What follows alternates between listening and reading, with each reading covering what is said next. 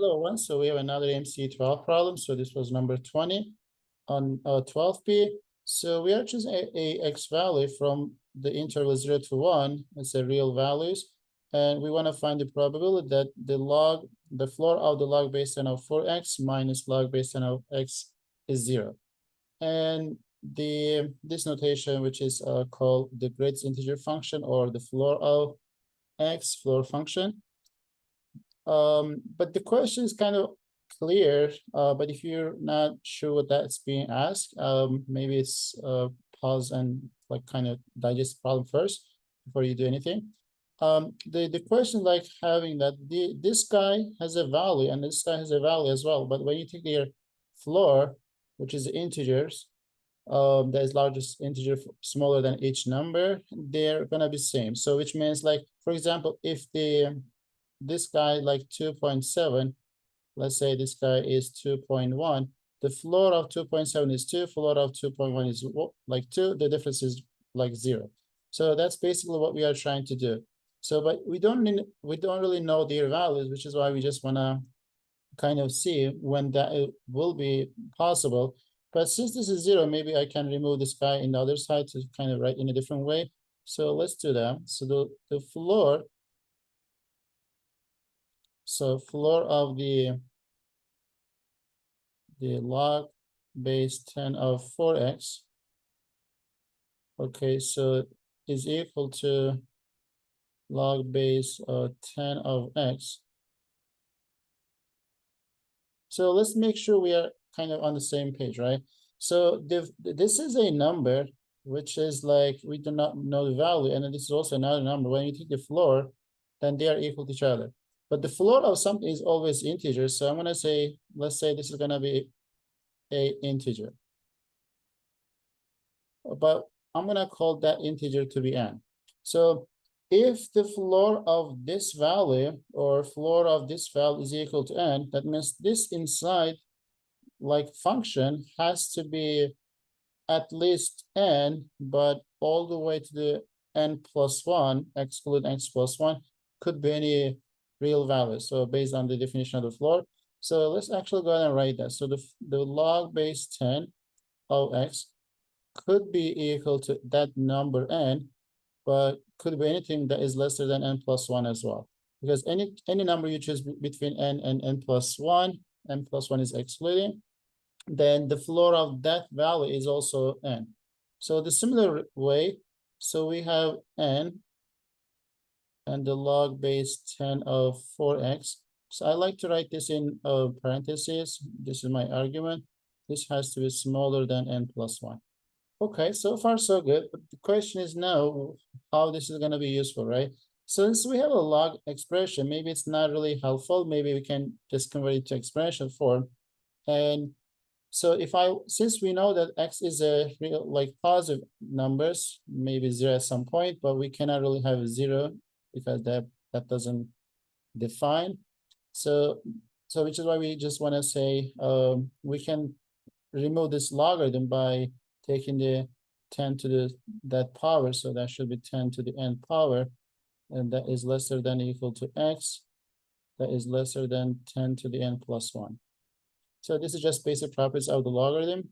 And if I just do the same thing with the other one, so that should give us 4x, because that's my argument. So it should be between the 10 to the n and 10 to the n plus 1. And okay, so, but this has x, this has 4. So maybe we can, I don't know, divide both sides by 4 just to get x alone.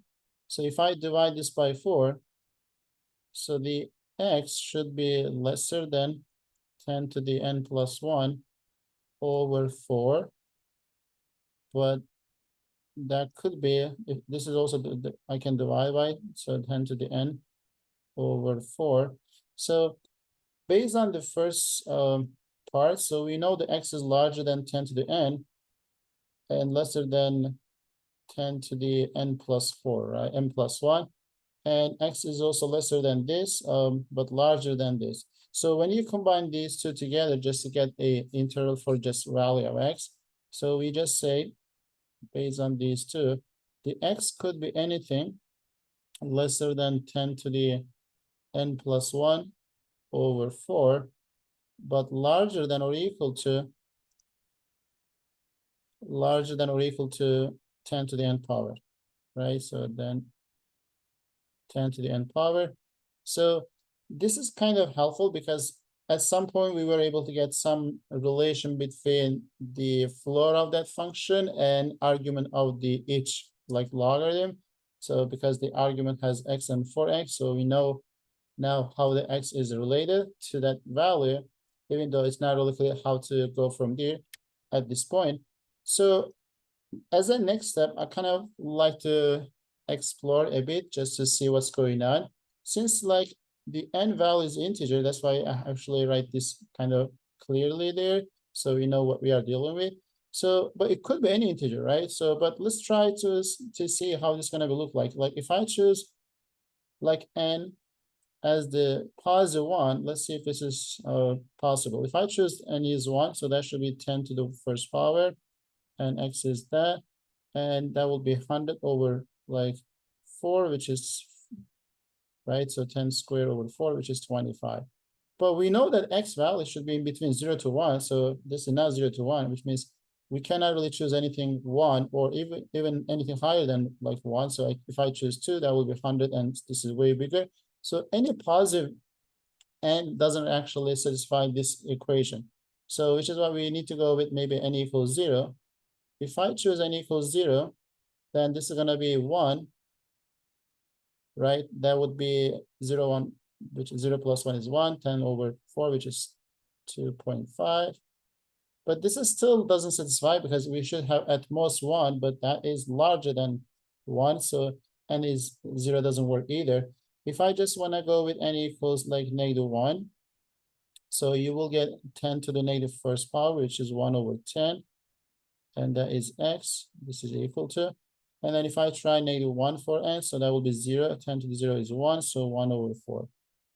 Okay, so that is actually good because 1 over 10 is 0.1. This is 0.25, which is in this interval. And if I choose like n equals -2, right? So that will be 10 to the negative second power, which is 1 over 100, and that's x. And you do get -2 plus 1, which is -1. That will be 1 over 40.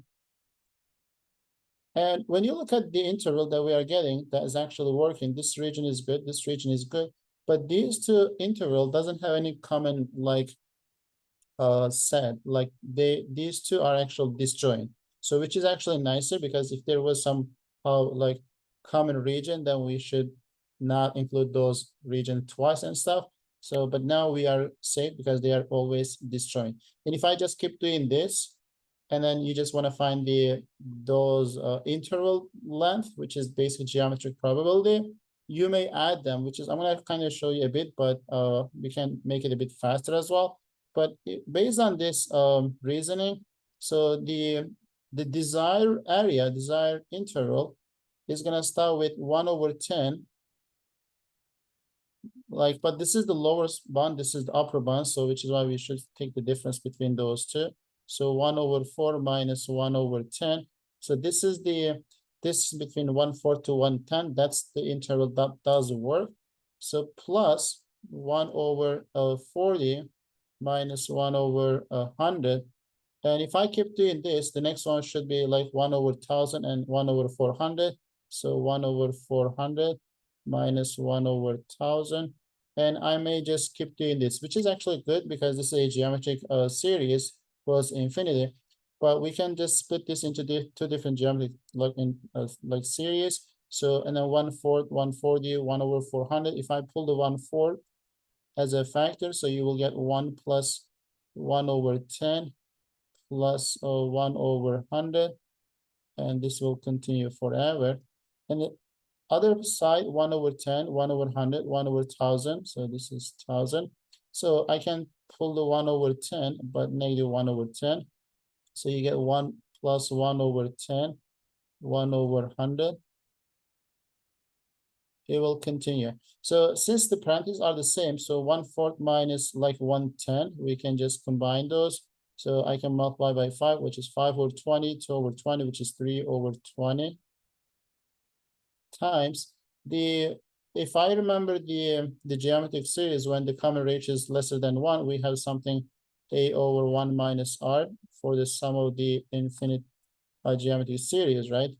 So then a is like 1, so I can say 1 over 1 minus common ratio, since we are keep multiplying by 1/10, so 1 over 10, 1 minus 1 over 10, so that should be 3 over 20.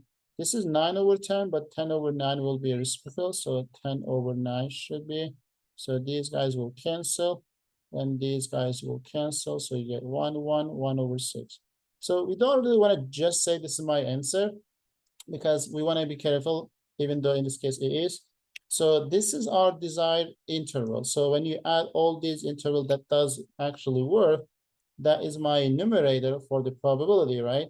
But the denominator is the distance between 0 to 1, which is a 1 unit distance. So which is why 1 over 6 divided by 1 is anyway 1 over 6. So that will be my final answer. So before I kind of move on, like end this part of the video, I just want to make this a bit different approach to end this problem. Even though I start listing right here some like concrete values, right? Just to see what's going on, how to add those regions, and to convince like myself. But instead of doing this, we can actually make it a bit faster and maybe a bit general.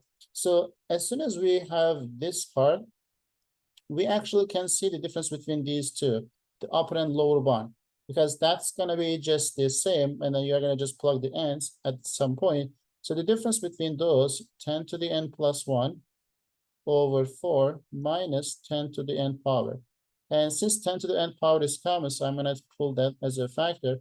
So that will be 10 to the n times 10 to the 1, which is 10 over 4 minus 1. And this is going to be 6 over 4, which is 3 over 2. So this is going to be 3 over 2 times 10 to the n power. So why this is important? Because if you can come up with this expression, then you don't really need to plug a lot of different values and then get to different fraction stuff. Because at this point, you can see that this interval will be outside of this range if n is like 1 or higher immediately. So if you choose like 0, that will be 3 high, which is also outside. But if you choose -1, you get the first difference, which is going to give us this one. If I choose -1 for n, so you will get like 3 over 20, but this is already right here. So if I multiply this by like 5 and 2, so 5 over 20, 2 over 20, which is 3 over 20, is going to be same as this one when you plug n is like -1. If I choose n equals -2, then you are going to get these two together. And so why this is kind of going to help us then, because I can just write this 3 over 2 times then 10 to the negative like first power, which is going to be 1 over 10, negative second power 1 over 100, and you will just doing this. So if I just write this way, it's going to be a bit faster than the red solution. So you will get 3 over 2 times, since this is like a geometric series of the first term is 1 over 10, so over 1 minus 1 over 10, so that should be 3 over 2. This is 9 over 10, and this is 1 over 10, so 1 over 10 times 9 over 10, if I flip that, so these guys will cancel, these guys will cancel, so you will still end up getting 1 over 6. But as you see, this solution is kind of better than the red one, so if I kind of can do this in general at this point, then it's better. If I can't, I can still do some exploration until I see a pattern. Okay, so that was a number 20, so which meant to be, a challenge. So I hope that was clear. I'll see you in the next video.